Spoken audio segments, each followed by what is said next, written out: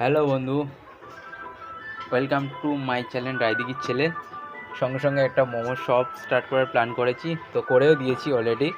তো এটা হচ্ছে আমার কিচেন আর আমার রুম, দুটোই একই। অ্যাকচুয়ালি ছোটো প্ল্যান, তো তাই এরকম করতে হচ্ছে। তো মোমো শুরু করে যাক এবার, কীভাবে করে দেখবো। তো এই মোমোর গুচি কাটা শুরু করেছি, আর আগে তো মির্জা বানিয়ে রেখে দিয়েছি।